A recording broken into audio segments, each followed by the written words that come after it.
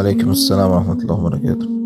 Aytadilar Yusuf surasi 772-foydada qamoq insonni tarbiyalaydi degan ekansiz. Bilamizki siz ham qamalgan.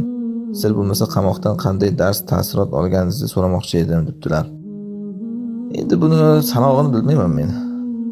Bitta ikkita ta'sirot yoki foyda emas, buni bir sanasak sanog'i ham yo'q deb o'ylayman. Ko'p bu. Muhimlarini ayting desangiz, masalan, eng birinchisi musulmonlarga uzr berishni o'rganganman. Ya'ni odamlar holat har xil bo'lar ekan, majburlik bo'lar ekan, odam nozik nuqtalari bo'ladi. Shunda odam odamiylik qilib, zaifligidan bir narsani gapirgan bo'ladi yoki bir narsani qilgan bo'ladi. Unga hukm qo'yishga shoshilmaslik kerak o'shanda. Deb mana shunaqa odamlarga uzr berish. Umrida bir marta qiynalib ko'rmagan odam odamlarga uzr berishni bilmaydi. Hamma narsani o'tirib olib, nazariy hal qilib, mana odam bunday qildi, demak u kofir. Mana bunday qildi, demak u mubtadi bidatchi. Yo'q, uzr yo'q.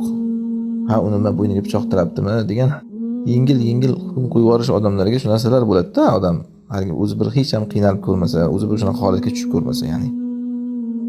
Muhimi mana shu narsa. Ikkinchisi, odam musulmonlarni yaxshi ko'rishni o'rganadi. Ya'ni mana qamoqda ko'rsangiz, hamma bir-biriga mehribon bo'ladi. Bir-biriga ilinadi narsalarini, o'zi yemay yediradi birodariga. Bir joy bo'lsa ham, bitta karton bo'lsa ham odam o'shani birodariga ravo ko'radi.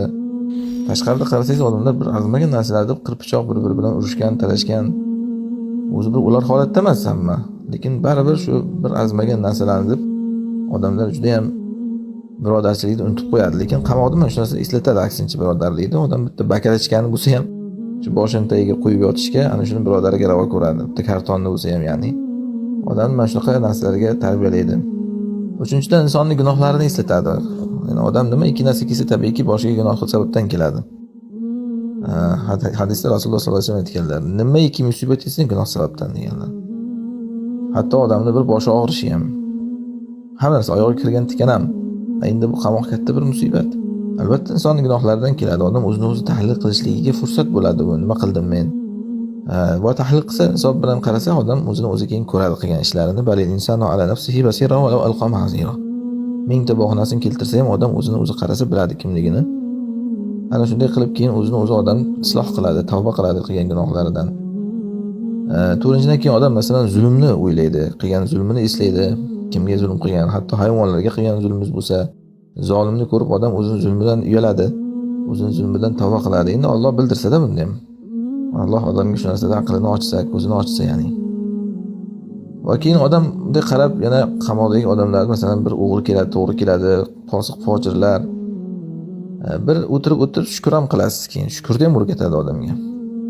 Ya'ni odamlar masalan kimdir odam o'ldirib qamalyapti, kimdir nasha chekib qamalyapti, kimdir zino qilib qamalgan. Va hokazo turi ko'p qamoqda odam bilamizki, ma'lum, ya'ni ming xil jinoyat bilan olib kelinadi odamlarni. Kimdir bachabozlik bilan ushlab kelingan. Ana shunaqa paytda odam bunday qarab turib shukr qiladi. Alhamdulillah, odam shunaqalardan bo'lib qolmabdi. Qamalgan bo'lsa Allohning yo'lida, ya'ni dini uchun hamma qanchalik ojizona bo'lsin, xatokorona bo'lsin, shu dinga amal qilgani uchun, shunga chaqirgani uchun qamalyapti-kan odam deb odam bir shukr ham qiladi o'shanaqa odamlardan bo'lib qolmaganiga. Va hokazo buni sanasiga aytibmanki, bir sanog'i yo'q deb o'ylayman. Buni juda ko'p tomondan odamga isloh bo'ladi bu. Oddiylikni o'rgatadi.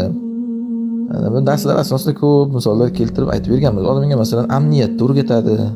Ya'ni pishiq bo'lish kerak, og'iz ochiq lallaygan bo'lmasligi kerak.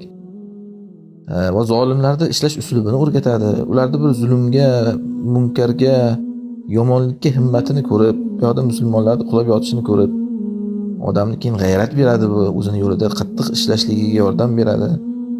Botil ahli uxlamaydi, bular uxlaveradi biznikilar. Ularda qarasangiz dam olmaydi. Biznikilar 3 kundan 4 kun ish yoki 4 kun ish, 3 kundan har narsaga bahona, hayit, o'yin kulgi. Mana shunaqa, ya'ni muhimi odamlarga, ya'ni odamga juda ham ko'p ibrat beradi. Albatta, lekin buni so'rab olinmaydi. Afiyatuka awsa'ulana, Nabiy sallallohu alayhi vasallam aytganlaridek, ofiyating bizga kengroq, qulayroq. Lekin endi boshga tushsa, ana shunda odam mana shu narsalarni eslab o'ziga tasalli bildiradi. Shunaqa narsalar uchun bo'lyapti bu deb, ya'ni. Alloh ofiyat bersin, Alloh alam.